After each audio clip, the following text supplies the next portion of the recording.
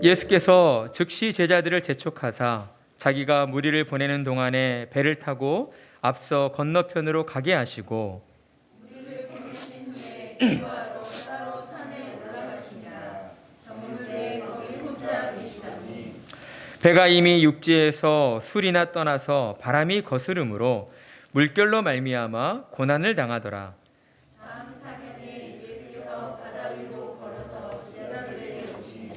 제자들이 그가 바다 위로 걸어오심을 보고 놀라 유령이라 하며 무서워하며 하여 소리 지르거늘 예수께서 즉시 이르시되 안심하라 나니 두려워하시나이다. 베드로가 대답하여 이르되 주여 만일 주님이시거든 나를 명하사 물 위로 오라 하소서 하니 오라 하시니 베드로가 배에서 내려 물 위로 걸어서 예수께로 가되 바람을 보고 무서워 빠져가는지라 소리질러 이르되 주여 나를 구원하소서 하니 예수께서 즉시 손을 내밀어 그를 붙잡으시며 이르시되 믿음이 작은 자여 왜 의심하느냐 하시고 배에 함께 오름에 바람이 그치는지라. 함께 읽습니다. 배에 있는 사람들이 예수께 절하며 이르되 진실로 하나님의 아들이로소이다 하더라. 아멘. 오늘 본문 이전에 우리가 지난주일에 함께 살펴본 말씀을 통해서 예수님께서는 오병이의 기적을 통해 5천 명이 넘는 사람들을 배불리 먹여주셨다라는 내용을 함께 살펴보았습니다. 우리가 함께 나누었던 오병이의 기적은 우리에게 매우 중요한 교훈을 깨닫게 해주는 말씀이었습니다. 그것은 무엇이었습니까? 인간에게 있어서 가장 본질적이며 또한 가장 중요하게 생각할 수밖에 없는 먹고 사는 모든 생계의 문제들이 또한 예수님께 달려 있다라는 것이었습니다. 예수님을 믿고 따르는 그 믿음은 우리에게 죽음 이후에 우리를 천국으로 인도해 주신다는 그러한 내세에 대한 소망만을 주시는 것이 아니었다라는 것이죠. 나그네로 살아야 하는 고되고 힘든 삶의 현실 속에서 예수님을 믿고 산다는 것은 예수님께서 우리의 모든 고통과 그 슬픔을 헤아려 주시고 공감해 주시며 우리가 살면서 겪게 되는 모든 문제들을 주님께 나아가 구하기만 하면 오병이어의 기적을 베풀어 주셨던 것처럼 우리 주님께서 우리가 구한 모든 문제들을 들어주시고 해결해 주신다고 하는 믿음의 확신 또한 우리에게 주신다는 것이었습니다. 따라서 오병이어의 말씀은 우리에게 다음과 같은 생각을 가지게 하는 것이죠. 이 땅을 사는 동안 예수님을 믿고 산다는 것이 얼마나 복되고 행복한 일인가 하는 것입니다. 그렇습니다. 저와 여러분은 예수님 때문에 진정한 기쁨과 행복을 알고 누리는 자들이 되었습니다. 그러니 사랑하는 성도 여러분, 우리는 삶의 모든 문제들과 바램들을 주님께 맡겨드리는 그러한 지혜로운 성도들이 되어야 하는 것입니다. 우리는 내가 가진 문제들이 내가 붙잡고 있는다 해서 해결될 수 없다는 것을 그 누구보다 가장 잘 알고 있는 사람들입니다. 그러니 지혜로운 성도는 주님의 이 같은 교훈에 따라서 우리가 이 땅을 살면서 겪게 되는 모든 삶의 문제들을 자녀의 진학과 취업의 문제, 직장과 사업과 생계의 문제, 관계의 문제, 그리고 또한 불확실한 미래에 대한 모든 문제들을 주님께 맡겨드려야 하는 것입니다. 주님께 맡겨드리는 방법은 무엇입니까? 어렵지 않고 복잡하지 않습니다. 우리가 꽉 붙잡고 있는 이 모든 문제들을 주님 앞에 펼쳐서 내려놓기만 하면 됩니다. 그러면 우리 주님은 우리가 믿어하면서 펼쳐 내려놓는 우리의 그 행동을 보시고 우리의 그 행위를 보시고 믿음으로 여겨주시며 여러분이 구한 모든 문제들을 하나님의 뜻대로 이루어 주시는 것입니다. 그리고 여러분의 삶에 참된 기쁨과 평안이 넘치도록 은혜를 베풀어 주시는 것이죠. 그런데 여기서 한 가지 더 놀라운 것은 우리 주님은 우리가 구하는 삶의 모든 문제들을 해결해 주실 뿐만 아니라 우리의 마음 가운데에 믿음의 확신을 더하여 주신다라는 것입니다. 믿음의 확신이 있게 되면 어떤 변화가 있게 됩니까? 우리의 마음이 두려움으로부터 지켜지고 보호받게 되는 것입니다. 먹고 사는 생계의 문제와 자녀의 진학과 취업의 문제, 그리고 직장생활과 사업의 모든 문제들로 인해서 더 이상 두려워하거나 염려할 필요가 없게 되는 것이다 라는 거예요. 우리 주님이 우리의 심령 가운데에 믿음의 확신을 더하여 주심으로 우리가 그 믿음을 단단히 붙잡고만 있으면 이제 더 이상 세상의 일들로 인하여 두려워할 필요 없도록 우리의 심령을 인도해 주신다라는 것입니다. 이는 마치 높은 빌딩의 건물이 강철과 시멘트로 만들어진 그 튼튼한 뼈대로 인해서 어떠한 바람에도 흔들리지 않고 굳건히 서 있는 것과 같다고 할 수가 있을 것입니다. 예수님께서 십자가에서 찢으신 예수님의 살과 피로 우리의 믿음의 강철과 같은 그러한 뼈대가 되어주시는 것이죠. 그리고 예수님이 우리에게 주신 그 약속의 말씀을 통하여서 우리의 믿음을 더욱 단단히 굳게 만들어주시는 그런 시멘트와 같은 역할을 해주신다라는 것입니다. 때문에 우리는 예수님으로 말미암아 세상의 어떤 풍파에도 흔들리지 않도록 우리의 믿음이 굳건하게 붙잡힘 받게 된다라는 것입니다. 그리고 예수님은 여러분을 향하여서 여러분을 세상을 향해 보내시며 너희가 먹을 것을 주라 라고 말씀하십니다.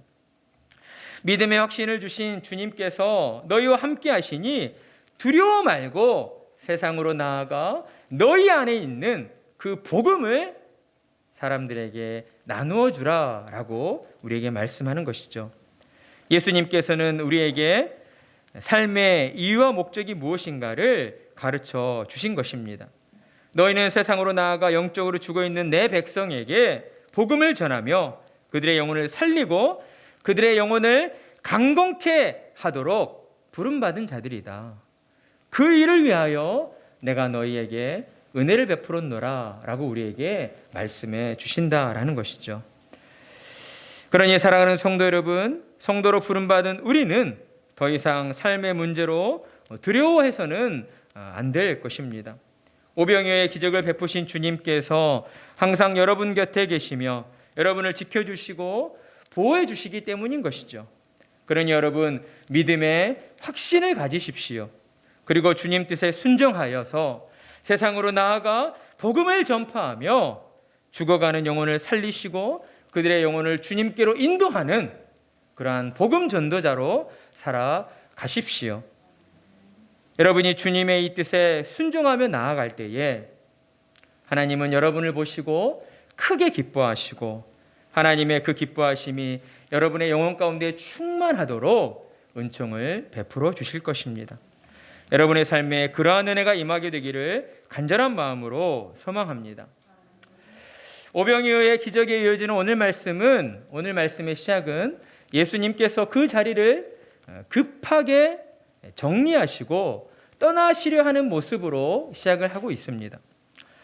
마태복음에 기록된 말씀에는 예수님이 왜 그렇게 하시는가에 대한 이유가 나와 있지 않지만 동일한 사건을 기록하고 있는 요한복음 6장 14절에서 15절 말씀을 보게 되면 예수님께서는 오병이어의 기적을 경험한 사람들이 예수님을 선지자라 부르면서 억지로 예수님을 그들의 임금으로 삼으려 한다는 것을 알고 계셨습니다.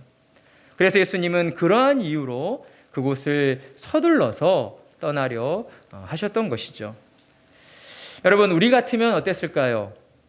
우리가 만약 그 5천 명이 넘는 무리 가운데에서 칭송을 받고 높임을 받고 나의 왕이 되어 주십시오. 말만 들어도 참 가슴이 벅차지 않습니까? 안 벅차나요? 저만 그럽니까? 대단한 일이지 않습니까? 제가 그 사람들의 왕이 되어준다. 얼마나 기쁨이 넘치고 얼마나 놀라운 일입니까? 우리 같으면 분명 그 자리를 떠나지 않았을 것이에요.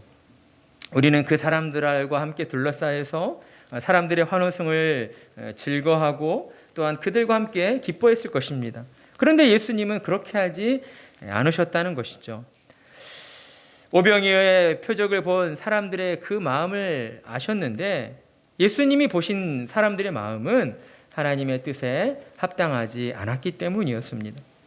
예수님께서는 표적을 본 사람들이 예수님을 생각할 때에 단지 자신의 어떤 욕망을 실현시켜줄 그러한 통치자나 임금으로 알게 되는 것을 원치 않으셨기 때문이다라는 것이죠.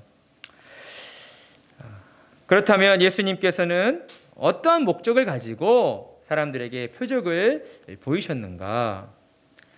예수님이 사람들에게 표적을 보이시면서 예수님이 간직하셨던 간절한 바람이 있었습니다. 그 바람은 무엇이었습니까? 사람들로 하여금 예수님이 하나님의 아들이심을 깨닫고 고백하도록 하는 것이었다라는 거예요. 그런 관점으로 볼 때에 오늘 말씀은 진실로 예수님은 누구이신가? 라는 질문으로 시작하여서 마지막 33절에서 진실로 예수님은 하나님의 아들이로소이다 라는 고백으로 끝이 나고 있다라고 할 수가 있습니다. 오늘 말씀을 하나의 어떤 큰 연극 무대로 본다면 그 연극은 크게 세 장면으로 나뉘어지고 있습니다. 첫째는 예수님이 기도하러 따로 산에 올라가신 장면입니다. 그리고 둘째는 예수님이 물 위로 걸어오신 장면입니다. 그리고 셋째는 예수님을 하나님의 아들로 고백하고 있는 장면입니다. 첫째, 예수님이 기도하러 따로 산에 올라가신 장면입니다.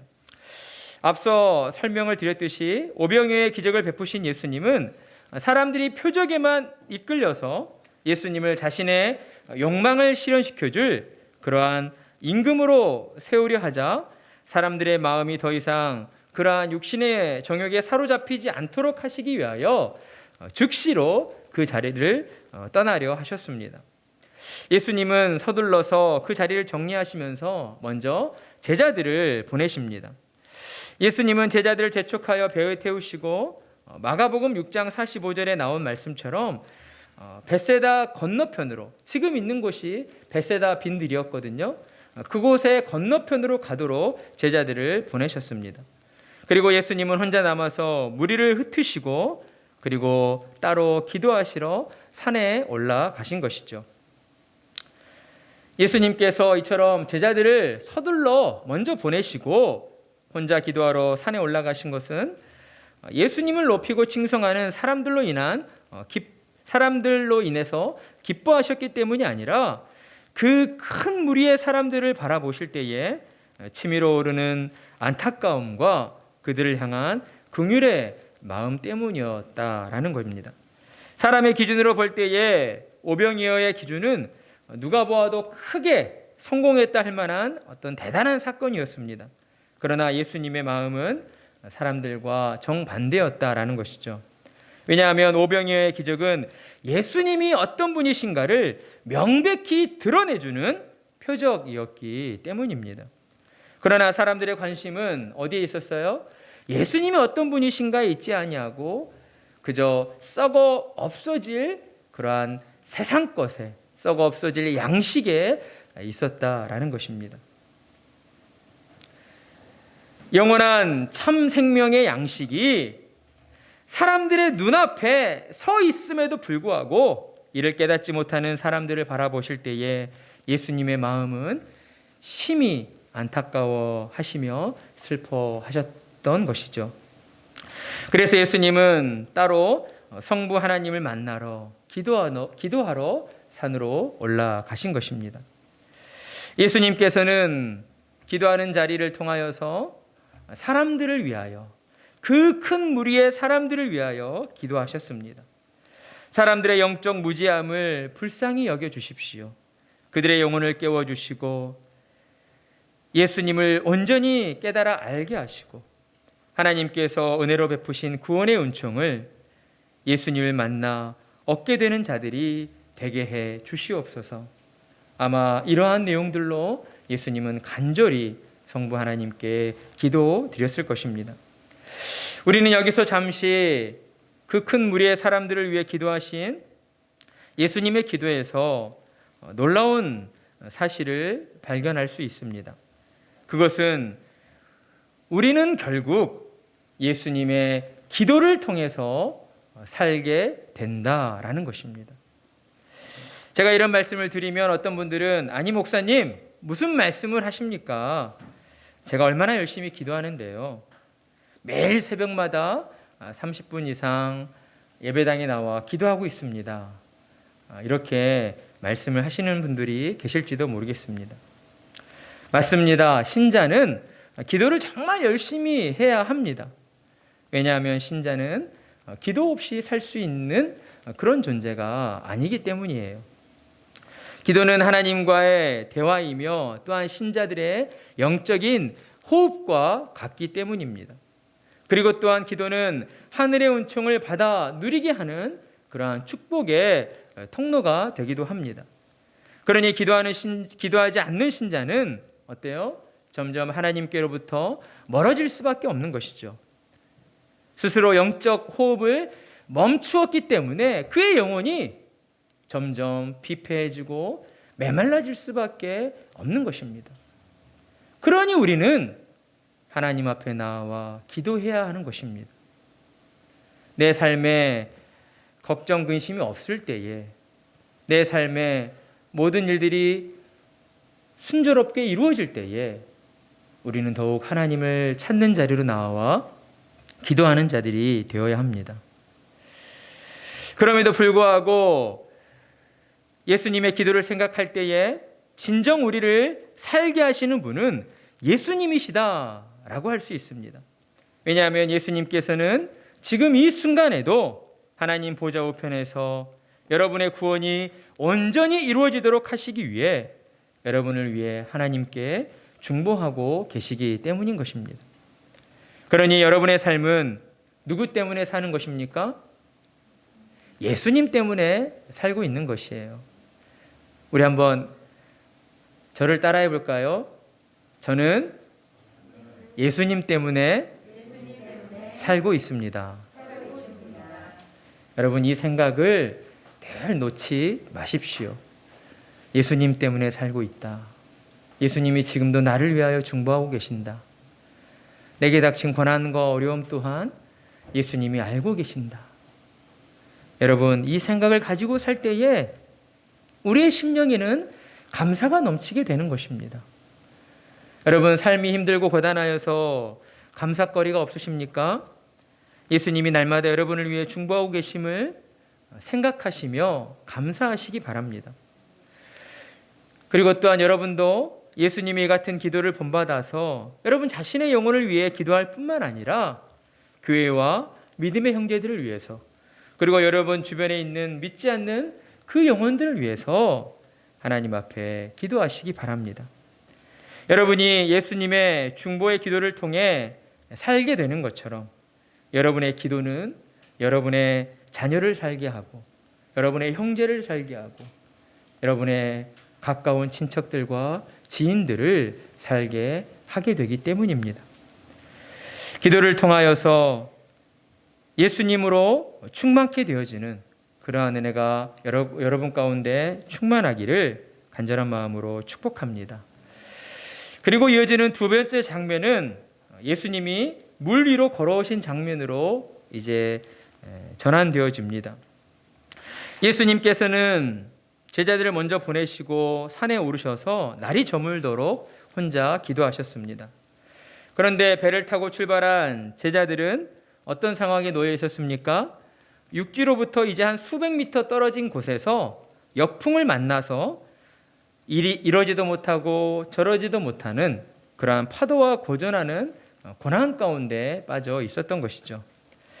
성경은 예수님께서 제자들이 고난당할 것을 아시고 움직이셨다라고 우리에게 기록하고 말씀하고 있지는 않지만 우리는 지금까지 보이신 예수님의 그 행적들로 볼 때에 예수님이 바다 위를 걸어 제자들에게 향하셨던 것은 예수님께서 계획하신 어떠한 의도가 있었기 때문이다라는 것을 우리는 짐작해 볼 수가 있는 것입니다. 예수님은 밤사경 곧 해가 뜨기 전 3시간 전인 그 새벽녘에 거친 풍랑으로 넘실거리는 파도 위를 마치 단단한 땅 위를 걷듯 바다 위를 걸어서 제자들에게 나아가셨습니다.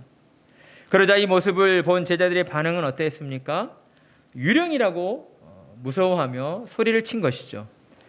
그들이 예수님의 모습을 보고도 유령이라고 두려워하며 소리를 친 것은 그들의 상식으로 사람이 바다 위를 걷는 것은 도무지 상상할 수 없는, 그들이 생각할 수 있는 그 영역의 밖에 있는 일들이었기 때문이었습니다.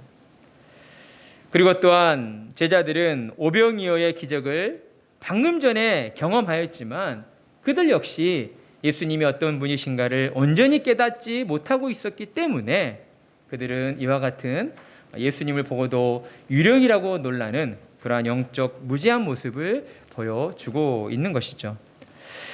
그러자 예수님께서는 즉시로 그들에게 안심하라, 나니 두려워하지 말라라고 말씀하십니다. 그러자 제자들 가운데에 참 혹이 있는 그 베드로가 바다 위를 걸어오시는 분이 예수님이신지 아직까지는 의심스럽지만 예수님에게 예수님이라면 이라는 어떤 그런 생각을 가지고 이렇게 말을 건네는 것이죠.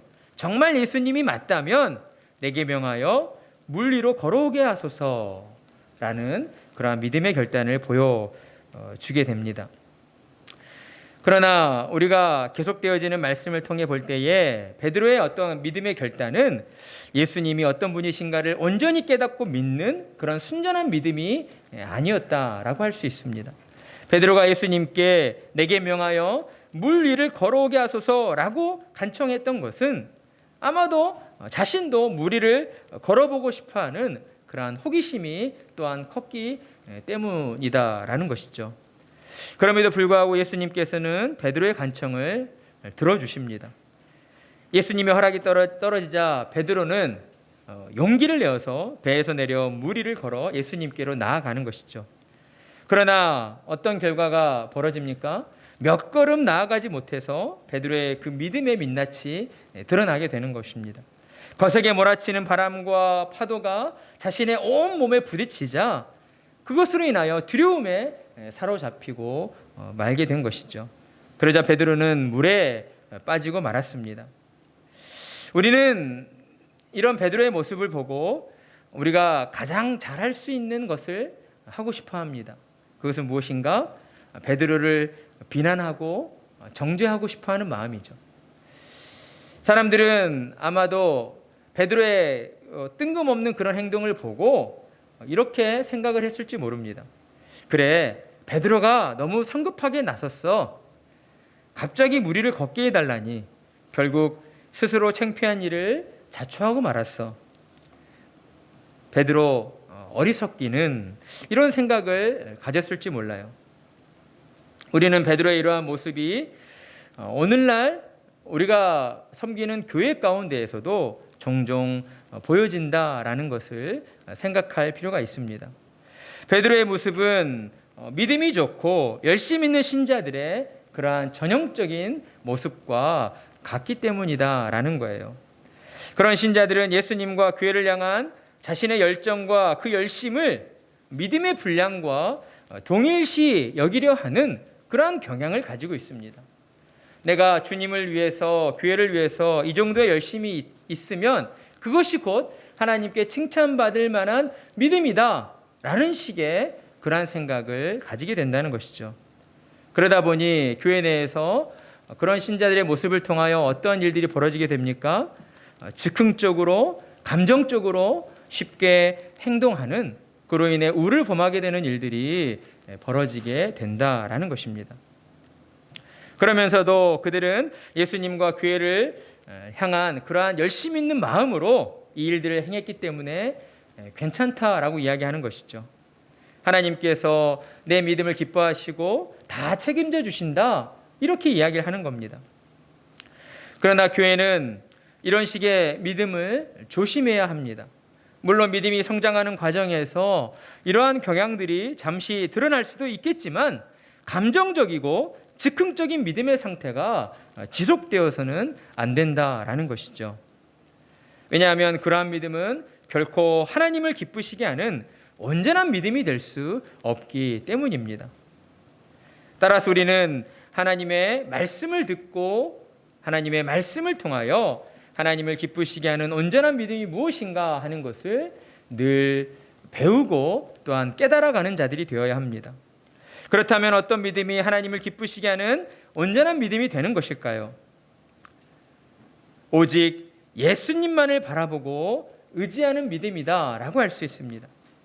예수님께서는 오직 예수님만을 바라보고 의지하는 믿음에 대하여 물에 빠져가는 베드로의 손을 붙잡아 주시며 다음과 같은 말씀으로 가르쳐 주셨습니다.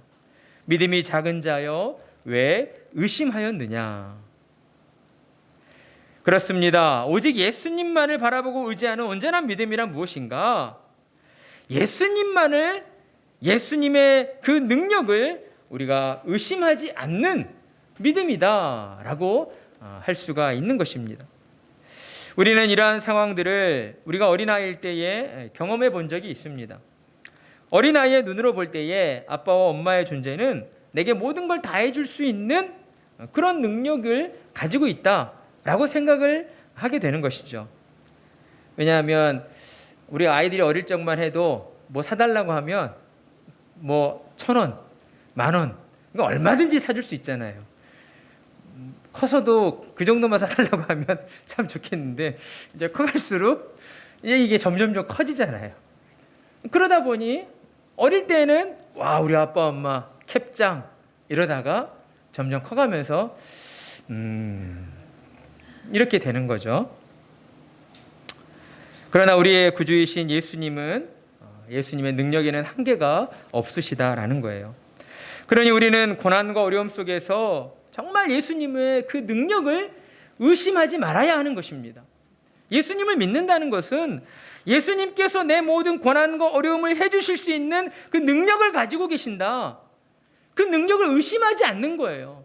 의심이 없어야 예수님을 온전히 바라보고 믿는 것이다 라고 할 수가 있는 것입니다. 우리가 그러한 의심 없는 온전한 믿음, 예수님만을 바라보는 믿음을 가지게 되면 세상 가운데 어떠한 일이 닥쳐올지라도 우리는 그 일들 앞에서 두려워 떨지 않게 되는 것이죠. 우리의 마음을 흔들 수가 없기 때문입니다. 왜냐하면 우리의 심령이 예수님의 능력을 믿는 온전한 믿음으로 단단히 매어져 있기 때문인 것이죠. 예수님께서는 이처럼 거센 풍랑을 만나 고난당하고 있는 제자들을 향해서 바다 위를 걸어오실 때에 의도하신 바가 있다라고 말씀드렸습니다. 예수님은 제자들이 예수님이 어떤 분이신가를 온전히 깨닫게 되기를 원하셨습니다. 그리고 또한 동시에 예수님께서는 그 상황을 통하여서 너희가 내 제자로 살아갈 때에 이보다 더 큰 시험과 어려움을 만나게 될 수 있다. 그때 너희가 온전히 바라보고 의지할 분은 누구이신가? 바로 예수 그리스도 뿐이시다라는 것을 제자들에게 깨닫게 하셨다라는 겁니다. 우리는 삶이 평안하고 모든 일이 잘 풀릴 때에 우리 스스로 내 믿음은 괜찮은 편이야, 내 믿음은 좋은 편이야 라고 착각할 때가 있습니다. 그러나 진정 우리의 믿음이 어떤가 하는 것은 베드로처럼 거센 바람 앞에서 두려움으로 몸과 마음이 떨리는 그 실제적인 고난과 어려움이 닥쳐왔을 때에 온전히 우리의 믿음의 실체가 드러나게 된다라는 것이죠. 따라서 우리는 믿음에 있어서 늘 겸손한 자들이 되어야 합니다. 교만한 마음을 품어서는 안 돼요. 그렇게 위대한 사도였던 바울도 내가 이 정도의 사역을 감당했으면 이만하면 됐다, 이 정도면 내가 선자이다, 이런 마음을 품지 않았다라고 우리에게 고백을 하고 있습니다. 그런 것처럼 우리는 믿음 앞에서 늘 겸손한 자들이 되어야 하는 것이죠. 섣불리 우리 자신의 믿음을 자만하거나 또는 다른 사람들의 그러한 믿음을 판단하거나 정죄해서는 안 되는 것입니다. 예수님이 베드로의 모습을 통하여 우리에게 가르쳐 주시는 교훈은 다른 사람을 향해서가 아니라 너희를 향해서, 우리 자신을 향해서 모든 순간 신실하게 예수님만을 믿고 의지해야 한다. 예수님의 능력을 향한 의심을 품지 말고 온전한 믿음을 가지고 예수님만 바라봐야 한다라고 우리에게 가르쳐 주시고 있기 때문입니다. 그러니 우리는 삶이 평안할 때일수록 더욱 예수님 없이는 살 수 없다는 그 믿음을 가지고 예수님만 바라보고 의지해 나가는 그러한 믿음의 훈련을 쌓아가야 합니다. 여러분, 믿음이라는 것이 그냥 갑작스럽게 커지는 것이 아니에요. 우리는 반드시 이 땅을 사는 동안 예수님을 닮은 그러한 온전한 믿음의 사람으로, 예수님을 닮은 성숙한 사람으로 성장해 가야 합니다. 하나님께서 은혜를 베푸셔서 제가 예수님 믿게 되었습니다, 이걸로 끝! 이게 아니라는 거예요. 예수님을 닮아가는 자들이 되어야 해요. 예수님을 본받는 자들이 되어야 해요. 예수님께서 세상 속에 오셔서 어때요? 가난한 자들과 과부와 객과 비천한 자들과 세리와 죄인들과 함께 거하시면서 그들과 음식을 먹고 마시며 그들에게 하나님 나라를 가르쳐 주셨던 것처럼 우리 또한 그러한 마음의 자세를 가지고 낮은 자리로 나아가야 한다라는 것입니다. 그러한 믿음의 훈련이 쌓여갈 때에 베드로가 당한 실제적인 고난이 우리에게 닥쳐왔을 때 우리는 흔들리지 아니하고 그 순간에 온전히 예수님만을 바라볼 수 있게 되는 것입니다.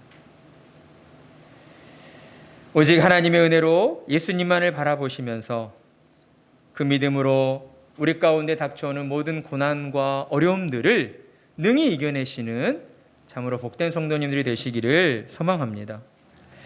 이제 마지막 장면으로 넘어옵니다. 세 번째 장면은 무엇이었습니까? 예수님을 하나님의 아들로 고백하는 장면입니다. 거센 풍랑에도 아랑곳하지 않고 바다 위를 마치 단단한 땅 위를 거뜩 걸어오신 예수님께서는 물에 빠져가는 베드로를 붙잡으시고 베드로와 함께 배로 올라타셨습니다. 그러자 오늘 본문의 마지막 부분에 해당하는 32절과 33절의 말씀은 마치 연극 가운데 클라이막스가 전개되는 것처럼 모든 상황들이 극적으로 변하는 장면을 우리에게 보여주고 있는 것이죠.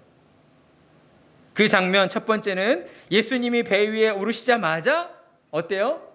거세게 불던 바람이 그쳤다라는 겁니다.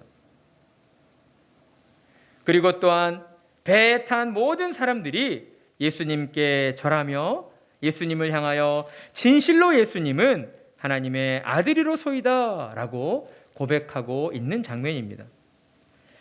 예수님께 절하며 고백했던 사람들 가운데에는 제자들뿐만 아니라 다른 사람들도 함께 있었습니다. 그렇기 때문에 성경이 우리에게 사람들이라고 표현하고 있는 것이죠. 그러나 그들은 제자들과 마찬가지로 바다 위를 걸어오신 예수님을 보고 예수님이 하나님의 아들이심을 인정할 수밖에 없었던 것입니다. 그들이 예수님을 하나님의 아들로 인정할 수밖에 없었던 두 가지 이유는 예수님이 무리를 걸어오셨을 뿐만 아니라 자신들과 같은 그런 평범한 사람이었던 베드로마저 무리를 걷게 하셨기 때문이었습니다. 비록 베드로가 의심을 품어서 몇 걸음 가지 못하고 물에 빠지고는 말았지만 배에 있던 사람들은 분명 베드로가 무리를 걷는 것을 그들의 눈으로 똑똑히 보았던 것이죠. 베드로가 무리를 걷는 것은 베드로의 능력으로서가 아니라 바다 위를 걸어오신 예수님의 능력을 통하여 그가 무리를 걷게 되었다라고 사람들은 인정할 수밖에 없었던 것입니다. 그리고 또 한 가지의 이유는 예수님이 배 위에 오르시자 즉시로 바람이 그치게 된 것이었습니다. 마치 바람이 예수님의 행동에 맞춰서 어떠한 배경음악처럼 움직였던 것이죠.